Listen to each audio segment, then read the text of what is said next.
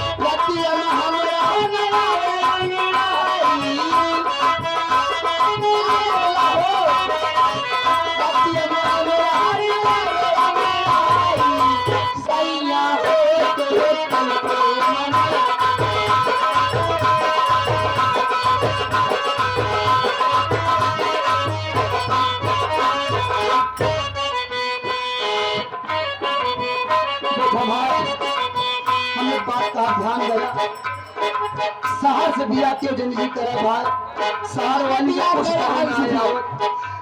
फंस दिए का खुदे खाए पकाए खवाए भाई जब जान काम शहर वाली खाए पे ना रहा था कहे में बिया करे हा का जाने के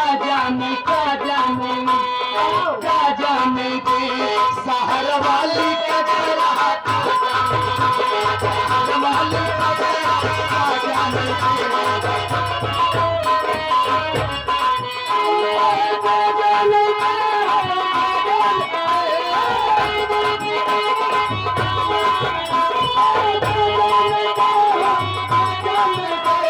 शहर वाली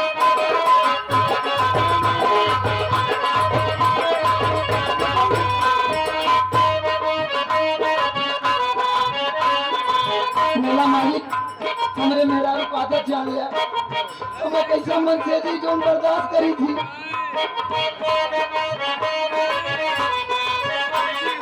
आन के बलमुआ के पेड़ानी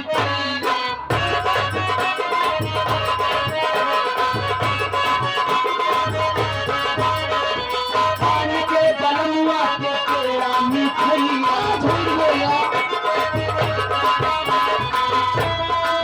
अपने क्या खवा थी अपने के जो खाए की आई पैसा अपने बलम पे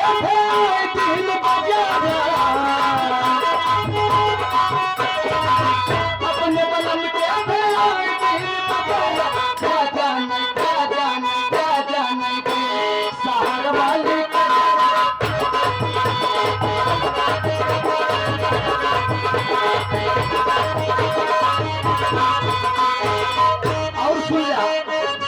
जब से दिया भवा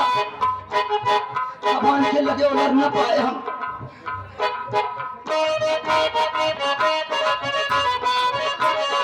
आन के बलुआ के सजिया सुता